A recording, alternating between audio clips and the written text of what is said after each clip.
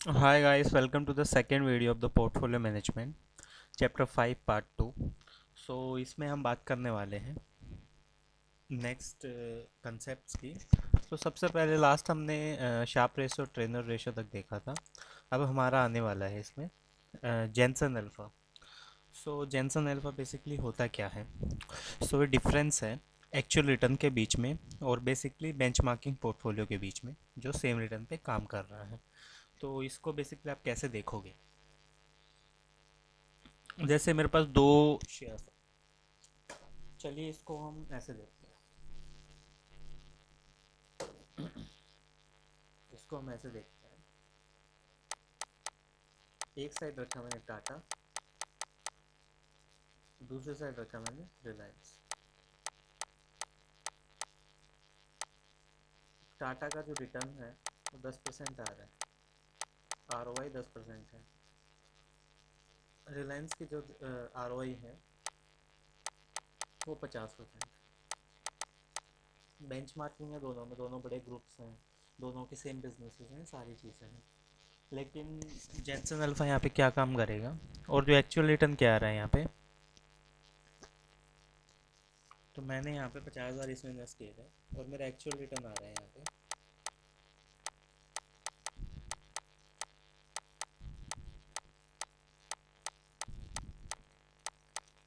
हम्म, 20%।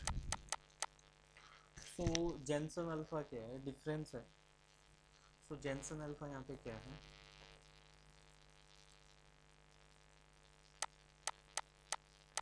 Jensen alpha क्या है?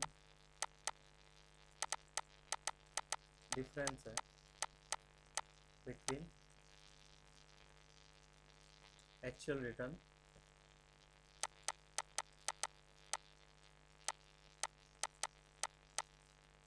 जो कि मेरा 20% है एंड बेंचमार्क पोर्टफोलियो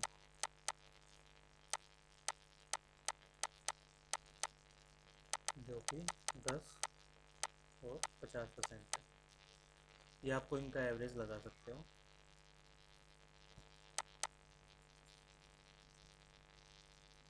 जो कि है मेरा 30%। तो ये है जेंसन अल्फा। इसमें बेसिकली बीटा आता है जो हमारा किसी भी रिस्क को मेज़र करता है कि कितना रिस्क है। ये एबिलिटी देखता है एक्टिव मैनेजमेंट की और इंक्रीज करता है रिटर्न आपका, जो बेसिकली प्योरली रिवॉर्डेड है मार्केट रिस्क के हिसाब से।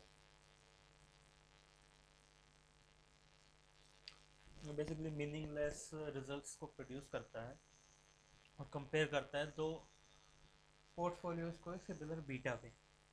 लाइक दो पोर्टफोलियो है, रिटर्न 12 है, इसका 14 है, बीटा 0.7 है, 1.2 है, मार्केट रिटर्न आ रहा है 12 और 1.0, रिस्क फ्री रिटर्न है 9%।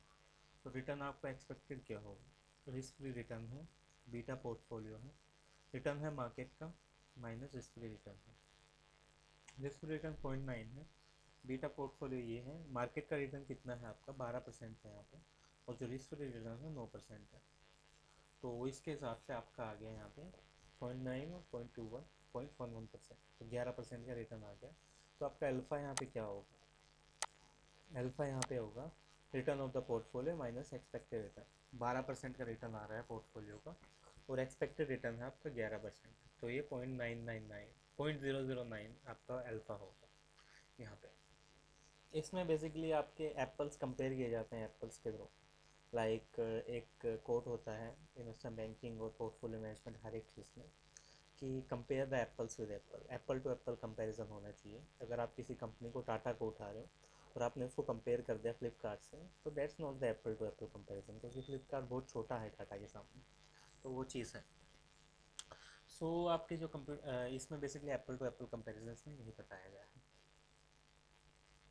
अब नेक्स्ट है पोर्टफोलियो थ्योरीज। इंडिया में, India as well as the number of western countries, portfolio management service basically एक स्पेशलाइज सर्विस होती है। Number of the professional investment bankers होते हैं इसके अंदर, जो compete करते हैं बेस्ट ऑप्शन प्रोवाइड करने के लिए हाई नेटवर्थ क्लाइंट्स को। लाइक आपके जैसे अंबानी हैं। यहाँ पे हम एग्जांपल देखते हैं। मुकेश अंबानी।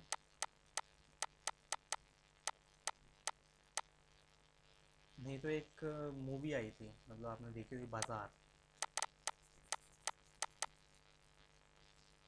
एक मूवी थी यहाँ पे,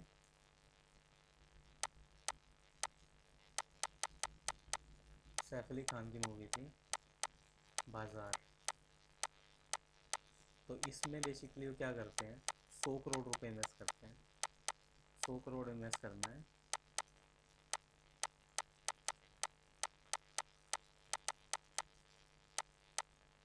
तो मोतीलाल ओसवाल के पास गए।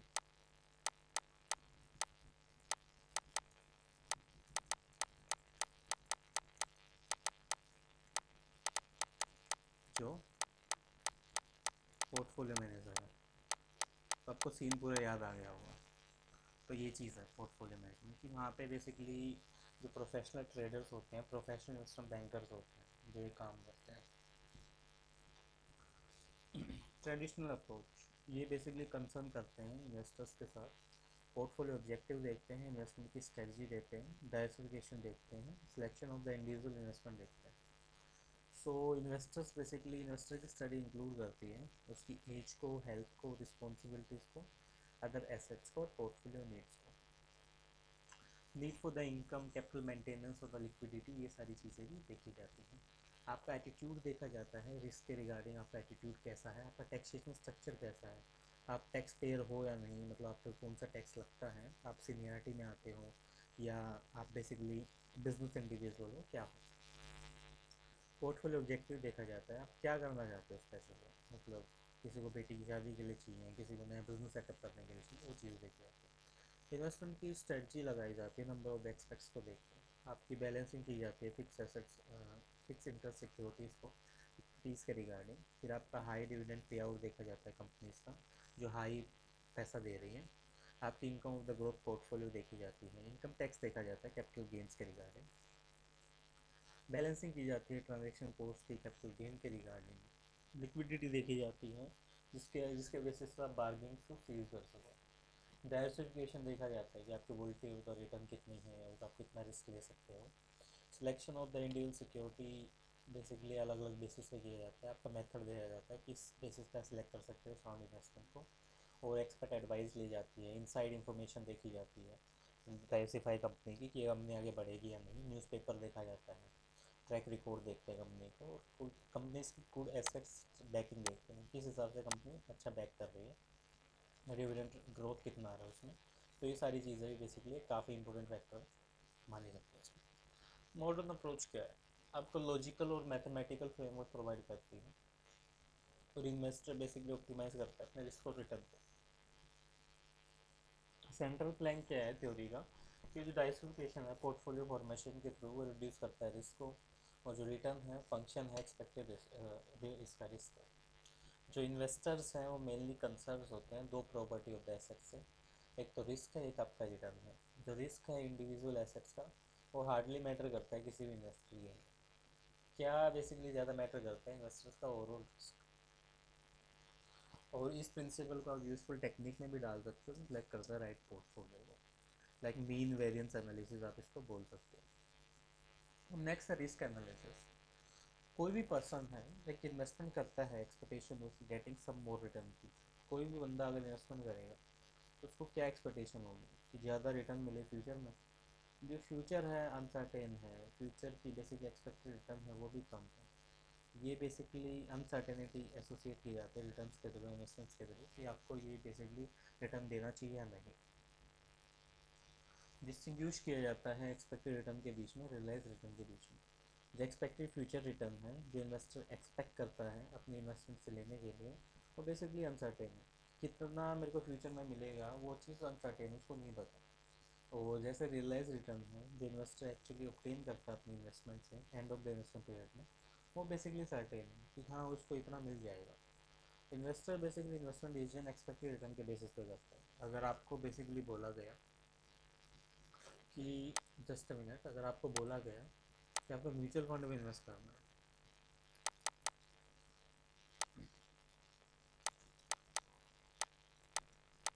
मिस्टर ए है, इसके पास 10 लाख रुपए हैं,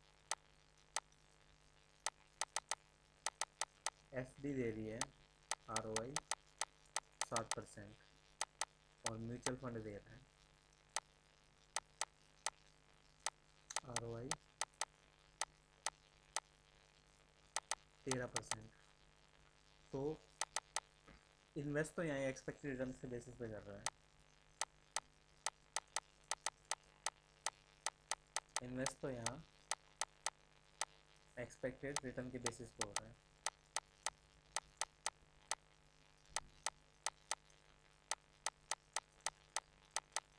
यहाँ एक्सपेक्टेड रिटर्न के बेसिस पे इन्वेस्ट हो रहा है, क्योंकि उसको नहीं पता कि बेसिकली ये रिटर्न मेरे को मिलेगा या नहीं, उसको ऐसा कंपनसेट है ही नहीं, लेकिन वो यहाँ पे इन्वेस्ट कर रहा है एक्सपेक्टेड रिटर्न के बेसिस पे कि यहाँ इतना मिल सकता है, एक्चुअल में मिला कुछ नहीं है अभी। तो वो चीज़ है। एलिमेंट ऑफ द रिस्क, क्या क्या एलिमेंट होते हैं? सबसे पहले सिस्टमेटिक, इंटरेस्ट रेट का रिस्क होता है कि मार्केट रेट होता है, परचेजिंग पावर है, अनसिस्टमेटिक बिजनेस और financial risk. Systematic risk basically external to the company होते हैं जो मैक्रो नेचर्स के हैं, लाइक पूरी ला सिक्योरिटीज़ पे इफेक्ट करेंगे। अनसिस्टमेटिक जो इंटरनल कंपनी के होंगे और खाली उसी कंपनी को इफेक्ट कर सकते हैं। टोटल रिस्क क्या है? दोनों का सम। सिस्टमेटिक बेसिकली चेंजेस इन्फ्लुएंस करते हैं परफॉर्मेंस ऑफ द कंपनी को, स्टॉक प्राइसेस को घटाते हैं बढ़ाते हैं। लाइक आपका रिसेशन आ गया इकोनॉमी में, आपका कॉर्पोरेट का प्रॉफिट है वो डाउन हो जाएगा, इकोनॉमी भी डाउन हो जाएगी। तो वो चीज़ यहाँ पे क्या है? Systematic risk. सबसे पहले आपका इंटरेस्ट रेट रिस्क, ये अराइज होता है variability in the interest rate के कारण, बेसिकली इफेक्ट करता है डेट सिक्योरिटीज़ को, बॉन्ड और डिवेंचर में। इंटरेस्ट रेट रिस्क अराइज होता है, आपका जो इंटरेस्ट रेट्स हैं टाइम टू टाइम वो चेंज होते रहते हैं, जो डेट सिक्योरिटीज़ को इफेक्ट करते हैं, बॉन्ड्स और डिवेंचर्स को इफेक्ट करते हैं। एक फिक्स कूपन रेट आती होंगे बीच में, अगर आपको चेंज दिया जाता है इंटरेस्ट रेट में, वो बेसिकली एक इन्वर्स रिलेशनशिप बनाता है प्राइस ऑफ सिक्योरिटीज़ के बीच में। तो कैश इक्विवेलेंट्स हैं वो लेस वुलनरेबल होते हैं इंटरेस्ट रेट रिस्क के हिसाब से, और जो लॉन्ग टर्म बॉन्ड प्रोवाइड करते हैं इंटरेस्ट रेट रिस्क में। परचेजिंग पावर रिस्क है, इन्फ्लेशन रिस्क है, जो इन्फ्लेशन बेसिकली इफेक्ट करता है परचेजिंग पावर को। जो नॉमिनल रेट है उसमें बेसिकली आपकी रियल रिटर्न कंपोनेंट भी होता है और इन्फ्लेशन प्रीमियम भी होता है। ट्रांजेक्शन्स में बेसिकली आप ये देखते हो कि रियल कितना मिल रहा है और इन्फ्लेशन प्रीमियम, जो रिस्क लेने का मेरा जो रिवॉर्ड है वो कितना। और मार्केट रिस्क बेसिकली अफेक्ट करता है prices of the particular shares को, कि वो बढ़ रहे हैं या घट रहे हैं, उस चीज़ में देखेगा कि किस पीरियड में ज़्यादा बढ़ रहे हैं, किस में ज़्यादा घट रहे हैं। अगर आपके share prices basically bullish trend में ज़्यादा बढ़ रहे हैं और बीरिश ट्रेंड में गिर रहे हैं, तो वो चीज़ है। अनसिस्टमेटिक रिस्क क्या है? Return from the security of the company basically very करती है पर्टिकुलर उस कंपनी के रिगार्डिंग। तो ये बेसिकली अनसिस्टमेटिक रिस्क है, कंपनी के अंदर का रिस्क। लाइक बिजनेस रिस्क है, सेल और परचेज सिक्योरिटी इफेक्ट की जाती है बिजनेस साइकिल के द्वारा। लाइक बिजनेस साइकिल सारी टाइप ऑफ सिक्योरिटीज़ को इफेक्ट करता है, बुलिश ट्रेंड में स्टॉक प्राइसेस गिर जाएंगे, बीरिश में बढ़ जाएंगे, वो चीज़। फाइनेंशियल रिस्क राइज होता है change in the capital structure of company के द्वारा, इसको लेवरेज रिस्क बोल सकते हैं। लाइक एक्सपेक्ट किया जाता है term of the debt equity ratio में, अगर ज़्यादा डेट है इक्विटी कम है तो आपका कैपिटल स्ट्रक्चर इंडिकेट करेगा कंपनी हाईली गियर्ड है। अगर लेवरेज कंपनी की अर्निंग पर शेयर ज़्यादा है तो डिपेंड करेगा कि आपकी जो वाइंडिंग अप हो ज़्यादा है।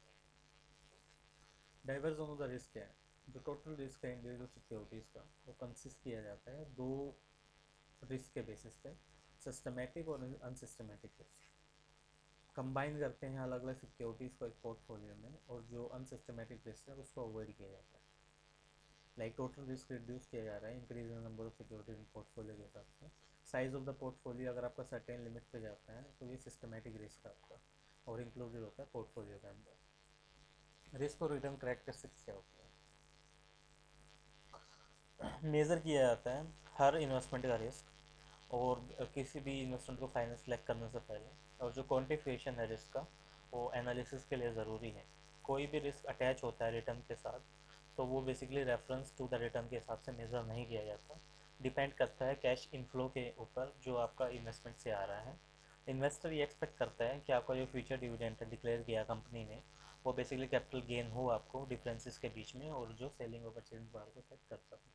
तो ये चीज़ रिस्क और रिटर्न करेक्टरिस्टिक्स के हिसाब से काम होती है। एक्सपेक्टेड रिटर्न क्या है?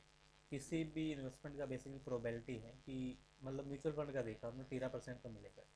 13% तो मिला नहीं है, वो प्रोबेबिलिटी है, इतना मिल सकता है, मतलब 13 का 14 भी हो सकता है और 13 का 10 भी हो सकता है। तो इस चीज़ को एक्सपेक्टेड रिटर्न बोलते हैं। निकालते कैसे हैं, बेसिकली आपका वेटेड एवरेज लिया जाता है सारे पॉसिबल रिटर्न का। पॉसिबल रिटर्न आपके इग्नोर किए जाते हैं एक्स के द्वारा, और जो रिलेटेड प्रोबेबिलिटी है पी एक्स वन के द्वारा, एक्सपेक्टेड रिटर्न एक्स का मीन। तो ये सारी चीज़ें होती हैं। तो सम ऑफ द प्रोडक्ट है पॉसिबल रिटर्न का, वो बेसिकली रिस्पेक्टिव प्रोबेबिलिटीज़ के हिसाब से आता है। लाइक आपकी पॉसिबल रिटर्न है 20, 30, 40, 50, 60 इतने परसेंट है, और जो प्रोबेबिलिटी है 0.20, 0.20, 0.40, 0.10, 0.1 ये है। तो आपका इतना यहाँ पे एक्सपेक्टेड रिटर्न होती है। इसका हम रिस्क देखें तो यहाँ पे देखिए पॉसिबल रिटर्न आपके यहाँ 20% मिल सकता है, 30 मिल सकता है, 40 मिल सकता है, 50, 60। प्रोबेबिलिटी कितनी है भाई, ये 0.20 है, इसकी 0.20, 40 इसकी थोड़ी ज़्यादा है, इसकी कम है, इसकी बिल्कुल ही कम है। तो ये आपका यहाँ पे टोटल आ गया कि कितना आपको रिटर्न मिलेगा। तो एक्सपेक्टेड रिटर्न ये है। अब रिस्क क्या है, रिस्क बेसिकली अटैच होता है एवरी रिटर्न के साथ। अगर आपकी कैलकुलेशन एक एक्सपेक्टेड रिटर्न पे सफिशेंट नहीं है डिसीजन मेकिंग के लिए, तो रिस्क एस्पेक्ट बेसिकली कंसिडर किए जाते हैं एक्सपेक्टेड रिटर्न के साथ। जो रिस्क है वो वेरिएंस है, स्टैंडर्ड डेविएशन है प्रोबेबिलिटी डिस्ट्रीब्यूशन का, और जो वेरिएंस है सिक्योरिटीज़ का वो डिनोटेड किया जाता है स्टैंडर्ड डेविएशन स्क्वायर के द्वारा, x1 minus x P x one. तो बेसिकली ये अगर इस एग्जांपल को कंटिन्यू करें तो स्टैंडर्ड डेविएशन ऐसा निकलता है। तो ये आपका वेरिएंस आ गया पूरा। पोस्टवेयर return portfolio deviation, deviation square product. Basic purpose है कैलकुलेट करने का वेरिएंस और स्टैंडर्ड डेविएशन को, ये मेज़र करता है पॉसिबल रिटर्न्स को एक्सपेक्टेड रिटर्न से। मेथड बेसिकली डिस्क्राइब किया जाता है एसेस करने के लिए रिस्क को, और ये बेसिकली मीन वेरिएंस अप्रोच है। जो स्टैंडर्ड डेविएशन है, वेरिएंस है, ये measure of the total risk के हिसाब से प्रोवाइड किया जाता है। टोटल रिस्क में दो कंपोनेंट्स होते हैं, सिस्टमेटिक और अनसिस्टमेटिक। अनसिस्टमेटिक रिस्क बेसिकली एक यूनिक होता है, कंपनी तक ही रहेगा, और जो अनसिस्टमेटिक रिस्क है security of the particular company के हिसाब से एलिमिनेट किया जाता है और कंबाइन किया जाता है दूसरी सिक्योरिटीज़ के साथ जिसका नेगेटिव कोरिलेशन होता है। इसी प्रोसेस को बोलते हैं डाइवर्सिफिकेशन ऑफ अनसिस्टमेटिक रिस्क। जो डाइवर्सिफिकेशन है इन्वेस्टमेंट का, वो स्प्रेड है ग्रुप ऑफ सिक्योरिटीज़ के बीच में, और जो कलेक्शन है डाइवर्स सिक्योरिटीज़ के वो पोर्टफोलियो बोलते हैं। कोई भी अनसिस्टमेटिक रिस्क है रिड्यूस और एलिमिनेट होता है डाइवर्सिफिकेशन के थ्रू, और बेसिकली इसको इन्वेस्टर कंसिडर करता है। अब सिस्टमेटिक रिस्क को कैसे मेज़र किया जाता है, सबसे पहले मेथड आता है आपको कोरिलेशन। कोरिलेशन बेसिकली दो चीज़ों के बीच में, नाम से पता चल रहा है कोरिलेशन, दो चीज़ों के बीच में एक रिलेशन होता है। जैसे सेल्स और प्राइस हो गया, उनके बीच में एक रिलेशन है। सेल्स बढ़ेगी तो प्राइस गिरेगा, तो ये चीज़ है। नहीं, डिमांड और सप्लाई के बीच में हो गया, मतलब अगर डिमांड बढ़ रही है सप्लाई भी साथ में बढ़ रही है, ठीक है, पॉजिटिव है। डिमांड घट रही है लेकिन सप्लाई बढ़ रही है, नेगेटिव है। तो वो चीज़ इसी तरह कोरिलेशन को देखता है। तो RIM क्या है, कोरिलेशन कोफिशिएंट है आपके स्टॉक के बीच में और इंडेक्स के बीच में। ये स्टैंडर्ड डेविएशन है, ये बेसिकली आपका स्टैंडर्ड डेविएशन मार्केट इंडेक्स का है, और ये वेरिएंस है। रिग्रेशन क्या है, बेसिकली पोस्ट रिलेशंस में ये बेसिकली लीनियर रिलेशन बताता है डिपेंडेंट और इंडिपेंडेंट वेरिएबल के बीच में। हेल्प करता है कैलकुलेट करने में वैल्यू को दो कांस्टेंट की, अल्फा और बीटा। बीटा मेजर करता है चेंज हो रहा है जो डिपेंडेंट वेरिएबल्स में, और in in the response of unit change in independent variable. Alpha measure करता है डिपेंडेंट वेरिएबल्स को, और इंडिपेंडेंट वेरिएबल्स जिनकी जीरो वैल्यू। अल्फा और बीटा ऐसे काम करते हैं। Securities basically beta alpha positive हो सकते हैं। एक तो पॉजिटिव बीटा है जो सिक्योरिटी के रिटर्न को डिपेंड करते हैं मार्केट रिटर्न के ऊपर। नेगेटिव है सिक्योरिटी रिटर्न डिपेंड करते हैं मार्केट रिटर्न पर लेकिन अपोजिट डायरेक्शन में जा रही है। और ज़ीरो है बेसिकली इंडिपेंडेंट है मार्केट रिटर्न के हिसाब से। तो ये बेसिकली ऐसे काम करते हैं चीज़ें। नेक्स्ट आपका पोर्टफोलियो एनालिसिस क्या होता है, कैसे काम करता है।